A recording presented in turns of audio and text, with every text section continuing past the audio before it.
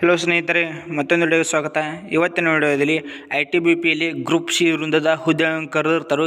ಇದಕ್ಕೆ ಯಾವ ವಿದ್ಯಾರ್ಥಿ ಇದ್ದವರು ಇದಕ್ಕೆ ಅಪ್ಲಿಕೇಶನ್ ಹಾಕಬೇಕು ಮತ್ತು ಅಪ್ಲಿಕೇಶನ್ ಹಾಕಕ್ಕೆ ಏನು ಡೇಟ್ ಸ್ಟಾರ್ಟ್ ಆಕೈತಿ ಎಂಬುದನ್ನು ಈ ವಿಡಿಯೋದಲ್ಲಿ ತಿಳಿಸ್ಕೊಡ್ತಾನೆ ಬನ್ನಿ. ಮತ್ತು ಅದಕ್ಕಿಂತ ಮೊದಲು ನೀವೇನಾದರೂ ಇದೇ ಮೊದಲ ಬಾರಿಗೆ ನಮ್ಮ ಯೂಟ್ಯೂಬ್ ಚಾನಲ್ ನೋಡ್ತಾ ಇದ್ರೆ ಅಂಥವ್ರು ಸಬ್ಸ್ಕ್ರೈಬ್ ಮಾಡ್ಕೋರಿ. ಡೈಲಿ ಜಾಬ್ಸ್ ಬಗ್ಗೆ ಅಪ್ಡೇಟ್ ನೀಡ್ತಾ ಇರ್ತೀವಿ. ಮತ್ತು ಯಾರು ನಮ್ಮ ಟೆಲಿಗ್ರಾಮ್ ಗ್ರೂಪ್ ಜಾಯ್ನ್ ಆಗಿಲ್ಲ ಅವ್ರು ಜಾಯ್ನ್ ಆಗಿರಿ. ಅದರ ಲಿಂಕ್ ನಮ್ಮ ಯೂಟ್ಯೂಬ್ ಚಾನಲ್ ಡಿಸ್ಕ್ರಿಪ್ಷನಲ್ಲಿದೆ, ಅಲ್ಲಿ ನೀವು ಜಾಯ್ನ್ ಆಗ್ಬೋದು. ಈ PDF ಅಲ್ಲಿ ಅಪ್ಲೋಡ್ ಮಾಡಿರ್ತೀನಿ. ಇಲ್ಲಿ ನೋಡ್ಬೋದು 24 ಡಿಸೆಂಬರ್ 2024 ಅಪ್ಲಿಕೇಶನ್ ಹಾಕಕ್ಕೆ ಡೇಟ್ ಸ್ಟಾರ್ಟ್ ಆಗೈತಿ. ಮತ್ತು ಕೊನೆಯ ದಿನಾಂಕ ನೋಡೋದಾರೆ ಇಲ್ಲಿ ನೋಡ್ಬೋದು 22 ಜನವರಿ 2025 ಅಪ್ಲಿಕೇಶನ್ ಹಾಕಕ್ಕೆ ಲಾಸ್ಟ್ ಡೇಟ್ ಇರುತ್ತೆ. ಇಷ್ಟರಲ್ಲಿ ನೀವು ಇದನ್ನು ಆನ್ಲೈನ್ ಮುಖಾಂತರ ಇದಕ್ಕೆ ಅರ್ಜಿ ಹಾಕಬೇಕಾಗೈತಿ.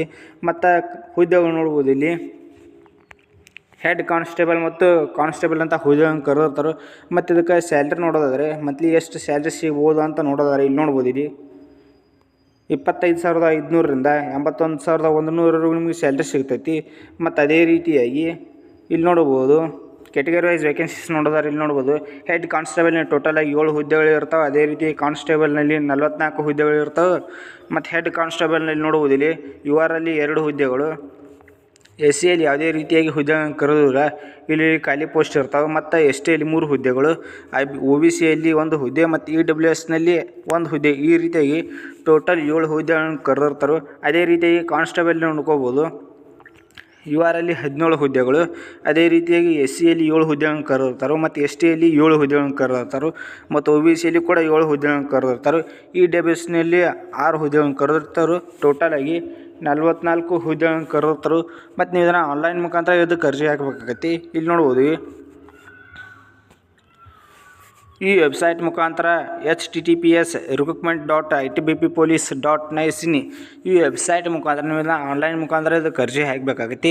ಮತ್ತು ಈ ಅಪ್ಲೈ ಲಿಂಕ್ ನಮ್ಮ ಗೌರ್ಮೆಂಟ್ ಜಾಬ್ ಅಪ್ಡೇಟ್ ಟೆಲಿಗ್ರಾಮ್ ಗ್ರೂಪ್ನಲ್ಲಿ ಕೊಟ್ಟಿರ್ತೀನಿ. ಅಲ್ಲಿ ಹೋಗಿ ನೀವು ಕ್ಲಿಕ್ ಮಾಡ್ಕೊಂಡು ಇದಕ್ಕೆ ಈಸಿಯಾಗಿ ಇದಕ್ಕೆ ಅಪ್ಲೈ ಮಾಡ್ಬೋದು. ಮತ್ತು ಈ ITBP ಪೊಲೀಸ್ಗೆ ಅಪ್ಲಿಕೇಶನ್ ಹಾಕಕ್ಕೆ ಅಪ್ಲಿಕೇಶನ್ ಫೀಸ್ ನೋಡೋದಾದರೆ ಇಲ್ಲಿ ನೋಡ್ಬೋದು. OBC ವರ್ಗದ ಅಭ್ಯರ್ಥಿಗಳಿಗೆ ₹100 ನಿಮ್ಗೆ ಅಪ್ಲಿಕೇಶನ್ ಫೀಸ್ ಇರ್ತೈತಿ. ಮತ್ತು ಯಾವುದೇ ರೀತಿಯಾಗಿ ಇದಕ್ಕೆ GST ಇರುವುದಿಲ್ಲ. ಮತ್ತು SC ST EWS ಕ್ಯಾಂಡಿಡೇಟ್ಸ್ಗೆ ಯಾವುದೇ ರೀತಿಯಾಗಿ ಅಪ್ಲಿಕೇಶನ್ ಫೀಸ್ ಇರುವುದಿಲ್ಲ. ಮತ್ತು ಇದಕ್ಕೆ ವಿದ್ಯಾರ್ಥಿ ನೋಡ್ಬೋದು. ಇಲ್ಲಿ ಯಾವ ವಿದ್ಯಾರ್ಥಿ ಆದವರು ಇದಕ್ಕೆ ಅಪ್ಲಿಕೇಶನ್ ಹಾಕ್ಬೋದು ಅಂತ ನೋಡಿದರೆ ಹೆಡ್ ಕಾನ್ಸ್ಟೇಬಲ್ ಹುದ್ದೆಗಳಿಗೆ ಇಲ್ಲಿ ನೋಡ್ಬೋದು 2nd PUC ಪಾಸ್ ಅಂತ ಅಭ್ಯರ್ಥಿಗಳು ಅಪ್ಲಿಕೇಶನ್ ಹಾಕ್ಬೋದು. ಮತ್ತು ಮೋಟಾರ್ ಮೆಷಿನ್ನಲ್ಲಿ ಸರ್ಟಿಫಿಕೇಟ್ ಇರಬೇಕು. ಅಥವಾ ಅದಿದ್ದಿಲ್ಲ ಅಂದರೆ ಇಂಡಸ್ಟ್ರಿಯಲ್ ಟ್ರೈನಿಂಗ್ನಲ್ಲಿ ಕೆಲಸ ಮಾಡಿದಂಥ 3 ಇಯರ್ಸ್ ಎಕ್ಸ್ಪೀರಿಯೆನ್ಸ್ ಇರಬೇಕಾಗೈತಿ. ಅಂಥವ್ರು ಇದಕ್ಕೆ ಅಪ್ಲಿಕೇಶನ್ ಹಾಕ್ಬೋದು.